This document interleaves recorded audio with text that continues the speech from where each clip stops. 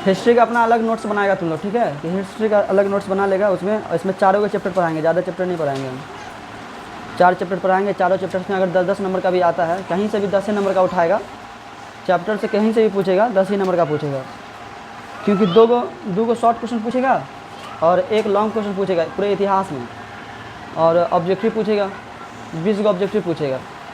अब 20 गो में अगर तुमको 20 पसंद है तो 20 बना दो, और नहीं पसंद है तो जो पसंद है वो बनाओ, तो वही हिसाब से पूछेगा, तो उसी हिसाब से अपना तैयारी करेंगे। अगर मान लो 4 चैप्टर पढ़ते हैं तो चारों चैप्टर से अगर क्वेश्चन आता है तो 2 क्वेश्चन चारों चैप्टर से मिल ही जाएगा, चाहे जहाँ भी जाए 4 चैप्टर मिल जाएगा।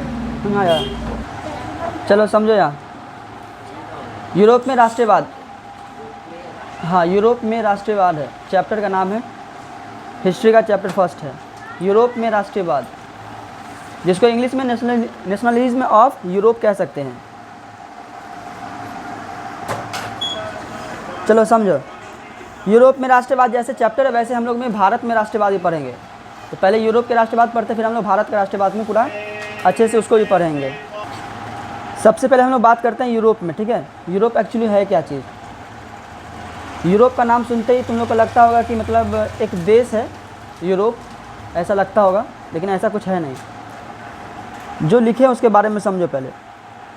कहता है यूरोप पृथ्वी पर स्थित 7 महाद्वीपों में से एक महाद्वीप है। मतलब कहने का अर्थ हुआ कि यूरोप जो होता है ये एक देश नहीं है, एक महाद्वीप है। अब महाद्वीप का मतलब होता है कि जैसे समुद्र के बीच में बसा हुआ, जैसे हम लोग नॉर्मल छोटा, अगर कोई समुद्र के बीच में छोटा सा ज़मीन नज़र आता है तो उसे आइलैंड बोलते हैं ना, उसी तरह यूरोप है। मतलब चारों तरफ से, तो आइलैंड जो होता है वो चारों तरफ से समुंदर ही होता है, लेकिन अब ये महाद्वीप से होता है वो चारों तरफ से नहीं होता है, 3 तरफ से पूरा समुंदर होता है, एक तरफ से जाने का रास्ता, मतलब रहता है तो समुद्र के बीच में, लेकिन तीनों तरफ से क्या होता है वो घिरा रहेगा पानी से, और बीच में क्या होगा जाने का रास्ता होगा, उसे हम क्या बोलते हैं महाद्वीप, याद रखिएगा। आइलैंड और महाद्वीप में अंतर होता है। तो कहने का अर्थ हुआ कि पृथ्वी पर पूरा 7 गो महाद्वीप है, 7 महाद्वीप है। हम लोग एशिया में आते हैं, एशिया में क्या है, हम लोग एशिया में आते हैं, भारत जो आता है वो एशिया में आता है, लेकिन यूरोप एक महाद्वीप है। यूरोप के अंदर कई सारे देश आते हैं, बहुत सारे देश। तो हम लिखे हैं कि यहाँ पे इन महाद्वीप में 51 देश है। कितना? मतलब पूरे यूरोप में 51 गो देश आता है। यूरोप अकेला एक देश नहीं है, एक महाद्वीप है। एक ऑब्जेक्टिव में तुमसे पूछा जाएगा यूरोप क्या है, देश है, महाद्वीप है, या फिर राज्य है, राष्ट्र, क्या कुछ भी ऐसा पूछेगा तो याद रखेगा महाद्वीप है ये। और कई सारे बच्चा देश मार के चला जाता है, तो देश नहीं है वो, याद रखेगा। लेकिन उनमें से केवल 44 राजधानी यूरोपीय कहता कि महाद्वीप पर है। मतलब पूरे 51 गो देश तो है, लेकिन पूरे 51 गो देश का राजधानी नहीं है। टोटल 44 ऐसा देश है जिसका राजधानी है। जैसे हम लोग का भारत का राजधानी कहाँ है? दिल्ली। बिहार का राजधानी पटना, पटना का राजधानी दिल्ली, तो राजधानी है ना, भारत का राजधानी तो है। उसी तरह से यूरोप में 51 देश है, तो 51 देश के पास राजधानी नहीं है, 44 देश के पास क्या है? राजधानी है। तो ज़्यादातर 44 देश को मान्यता दी जाती है, ज़्यादातर उसको नहीं दी जाती। छोटे छोटे देश होंगे तो इसलिए उसको मान्यता ज़्यादा नहीं दी जाती है। बहरहाल बस इतना याद रखना है। कहता है यूरोप में सबसे बड़ा देश जो है वो रूस है। क्या है? रूस। रूस का नाम सुना होगा, वैसे अभी तो चर्चा ही चलेगा रूस के बारे में, जितना भी पढ़ाएंगे रूस आएगा, बहुत सारा देश आएगा जो यूरोप में रहता है। तो रूस एक ऐसा देश है जो यूरोप में सबसे बड़ा है। और यहाँ पे उसके बाद यूक्रेन और फ्रांस है। उसके बाद जो आता है वो यूक्रेन। अभी जानता है यूक्रेन का युद्ध के बारे में जानता होगा, जो इसराइल पे ज़्यादातर ऐसा आक्रमण कर रहा है, मे भी शायद यूक्रेन का नाम सुना होगा। फ्रांस, यूक्रेन, फ्रांस, मतलब रूस सबसे बड़ा, उससे बड़ा है यूक्रेन, उससे बड़ा है फ्रांस। यूरोप में एक देश है, यूरोप महाद्वीप है, महाद्वीप के अंदर पूरे 51 देश आते हैं। 51 देश में 44 को ऐसा देश है जिसके पास राजधानी है, और 44 देश में सबसे बड़ा देश जो है वो रूस है, और रूस के बाद यूक्रेन है, यूक्रेन के बाद फ्रांस है। यूरोप में यूरोप का सबसे छोटा देश जो है वो क्या है? बेटिंग है। क्या है? बेटिंग, याद रखिएगा, बेटिंग देश है। पहले इसका नोट्स लिखवा देंगे हम, टेंशन नहीं लो। तो बेटिंग है, और यहाँ पे सिटी, बेटिंग सिटी है जो सबसे छोटा है, ठीक है, याद रखिएगा। यूरोप की कोई राजधानी नहीं है, यूरोप का कोई भी राजधानी नहीं है। क्यों नहीं है? क्योंकि यूरोप एक देश है, ये नहीं है, ये तो महाद्वीप है। महाद्वीप का राजधानी थोड़ी ना होगा। तो यूरोप का कोई भी राजधानी नहीं होता है, वो महाद्वीप है। अगर तुमसे पूछे यूरोप का राजधानी कहाँ है तो गलत, क्वेश्चन ही गलत है, क्योंकि यूरोप एक देश है ही नहीं। कोई देश का राजधानी होता है, महाद्वीप का नहीं, ये याद रखिएगा। अगर तुमसे पूछे एशिया का राजधानी कहाँ है तो बेवकूफ़ है, एशिया का राजधानी थोड़ी ना होगा। एशिया के अंदर बहुत सारे देश है, देश का राजधानी होता है, ये याद रखिएगा। क्योंकि यूरोप, अब यूरोप का राजधानी नहीं है, क्योंकि यूरोप एक कोई देश नहीं बल्कि एक महाद्वीप है। क्या है? महाद्वीप। अब महाद्वीप में जैसे भारत देश है, लेकिन एशिया महाद्वीप के स्थित इस प्रकार के यूरोप कहता है कि संसार में 7 महाद्वीप है। भारत एक देश है, लेकिन भारत किसके अंदर आता है? एशिया के अंदर आता है। अब बोलेगा कि एशिया का राजधानी, तो एशिया का राजधानी होता ही नहीं है। तो ये चीज़ कंफर्म याद रखिएगा। तो किसी देश का राजधानी होता है, एशिया का राजधानी, या फिर कहता है कि महाद्वीप का राजधानी नहीं होता है। अब महाद्वीप हम पहले बता दिए, जो चारों तरफ से नहीं घिरा, 3 तरफ से घिरा होगा, एक तरफ से रास्ता होगा, वो मेरा महाद्वीप होगा। क्लियर है? अब आगे चलते हैं। अब इसमें जो लिखना है हम लिखाएंगे, लेकिन इसमें ज़्यादातर अभी नोट्स तो करवाएंगे नहीं। अब यहाँ पे नोट्स के अकॉर्डिंग पढ़ा रहे, इसके अंदर जो पॉइंट लगेगा हम लास्ट में लिखा देंगे। पहले हम समझा देते हैं, पहले समझ लो, उसके बाद हम लिखा देंगे। अब आता है यहाँ पे कि विश्व के 7 महाद्वीप नाम इस प्रकार है। मतलब विश्व में जो 7 महाद्वीप है उसके बारे में। जैसे पहला आता है एशिया। क्या है? एशिया, यूरोप, उसके बाद अफ्रीका, उत्तर अमेरिका, दक्षिण अमेरिका, तथा अटलांटिका और ऑस्ट्रेलिया। 7 महाद्वीप है। टोटल कितना महाद्वीप है? 7। मतलब पूरे दुनिया, पूरे पृथ्वी पर 7 महाद्वीप है, और 7 महाद्वीप से पूरा देश और विदेश बना है। याद, अंदर में जितने भी देश आते हैं वो महाद्वीप के अंदर आते हैं। तो टोटल महाद्वीप कितना है? 7। और 7 के अंदर अलग अलग अपने अपना, सबका अपना अपना देश आता है। याद रखिएगा। अब चलते हैं आगे। यहाँ पे हम लिखे हैं कि पृथ्वी का 71% भाग जो है वो जल है। कितना? जब पहले ही बता चुके हम कि पूरे पृथ्वी में कितना है? 71% क्या है मेरा? पानी है। ये जो कि हम पहले बता चुके हैं। और यहाँ पे 29%, मतलब बोले तो 29% मेरा क्या है? धरती, जहाँ पे हम लोग रहते हैं। मतलब याद रखो कि मतलब 71% जो है वो मेरा क्या है? पानी है। और 29% ज़मीन है, और उस ज़मीन पे 7 महाद्वीप है। और 7 महाद्वीप के बावजूद उसके अंदर कई सारे देश भी आते हैं। तो 29%, तो तुम सोच लो कि पृथ्वी कितना बड़ा है। समझाया? फिर भी अगर देखा जाए तो बोला जुपिटर के सामने छोटा सा टुकड़ा है पृथ्वी, इतनी सन, उसमें लाखों पृथ्वी को घुसा दिया जा सकता है जुपिटर में, इतना बड़ा जुपिटर है।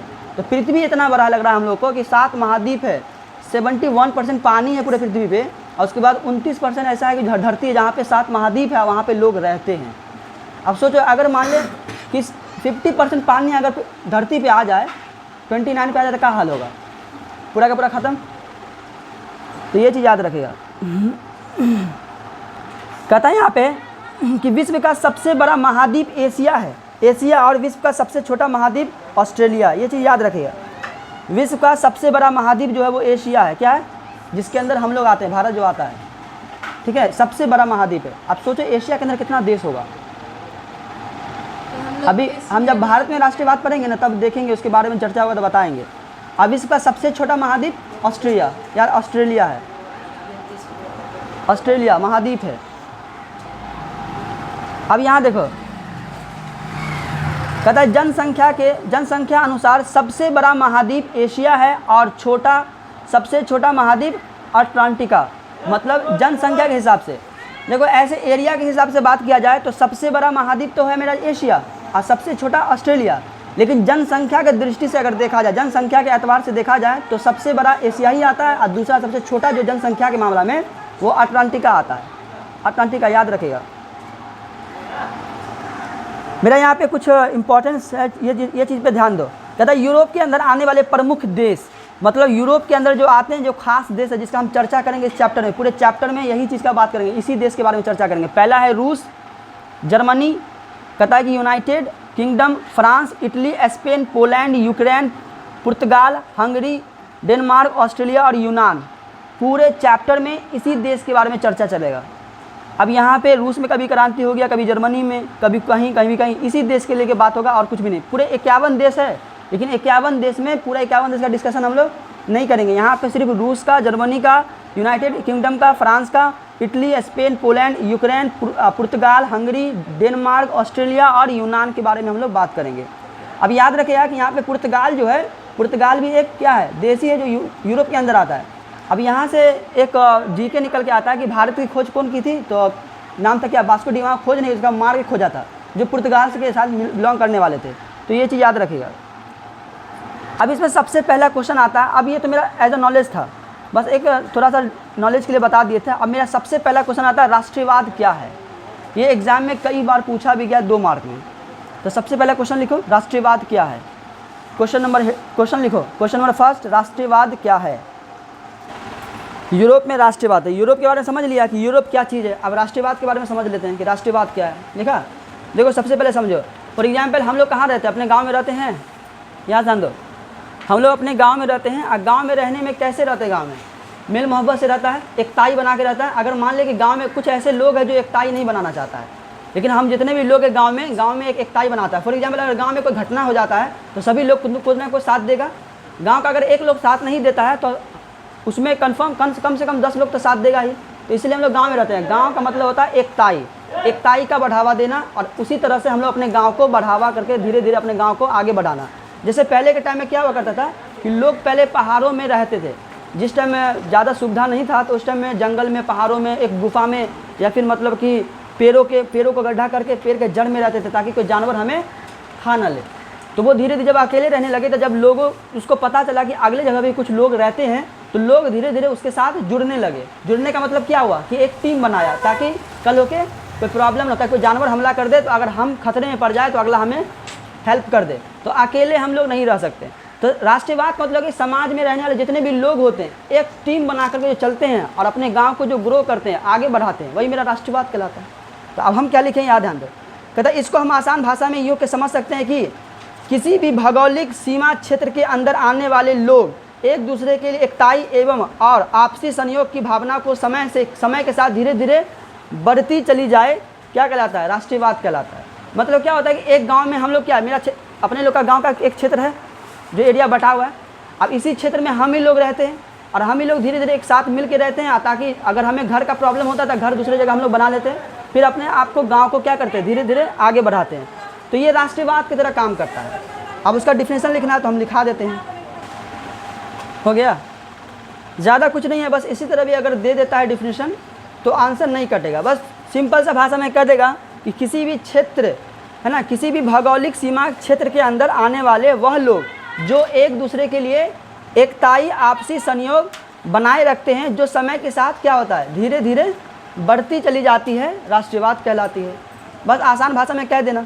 इतना भी लिख देगा तो आंसर 1 नंबर भी नहीं कटेगा। इतना जरूर लिखना कि एग्जाम में ये 2 मार्क में कई बार पूछा गया कि राष्ट्रवाद क्या है, राष्ट्रवाद से आप क्या समझते हैं, ये क्वेश्चन आता है। अब पहले बता, हिस्ट्री में टोटल 4 क्वेश्चन आएगा। पूरे चैप्टर पढ़ेगा 8 गो क्वेश्चन, 8 गो चैप्टर पढ़ेगा तो 8 चैप्टर में टोटल 4 क्वेश्चन आएगा, 8 क्वेश्चन आएगा, जिसमें से 4 गो क्वेश्चन बनाना होगा। अब 4 क्वेश्चन मतलब हर चैप्टर से कितना क्वेश्चन आएगा, एक क्वेश्चन आएगा, एक क्वेश्चन आएगा और उसमें अपना 4 गो तुमको बनाना, जो पसंद है वही बनाओ। तो उसी हिसाब से हम लोग देखेंगे। 4 को बनाना है तो हम लोग क्या करेंगे, 4 चैप्टर पढ़ेंगे और 4 क्वेश्चन बनाना ही है तो 4 को क्वेश्चन 100% मिल ही जाएगा, उसके लिए टेंशन नहीं है। और 5 मार्क में बात करें तो 5 मार्क में 2 ही को क्वेश्चन पूछेगा, जिसमें बनाना रहेगा 1 गो। तो पूरे 8 गो चैप्टर पढ़ेगा तो 8 गो चैप्टर में 2 गो क्वेश्चन आएगा, जिसमें से 1 को बनाना है। तो उसमें कितना गेसिंग करेंगे। तो बहरहाल जो हम पढ़ाएंगे उसी को समझ के रखना है। जो आएगा लास्ट में देखेंगे, मॉडल सेट आएगा तो मॉडल सेट के हिसाब से हम लोग गेस करेंगे कि हाँ ये क्वेश्चन आ सकता है, तो उसी हिसाब से हम लोग तैयारी करेंगे। लेकिन अभी हम चैप्टर की स्टडी कर रहे हैं तो चैप्टर को डीपली पढ़ेंगे तभी समझ में आएगा, ठीक है। तो ये मेरा था राष्ट्रवाद। अब हम लोग पढ़ेंगे नेपोलियन क्या है, नेपोलियंस के बारे में स्टडी करेंगे। देखो नेपोलियन की कहानी पहले पढ़ना, इसके अंदर बहुत सारे लोग के बारे में पढ़ना है और उसके बारे में याद रखना है, कौन क्या किया है, नहीं किया है, क्या योगदान था, क्या कमियां थी, सारा चीज़ को याद रख के ही हमें चलना है, ठीक है। तो अब हेडिंग मारो, नेपोलियन कौन था। क्वेश्चन में लिखिए नेपोलियन कौन था, हेडिंग खाली कर दो नेपोलियन करो, आप क्वेश्चन लिख दो नेपोलियन कौन था, उसके बारे में हम लोग देखते हैं।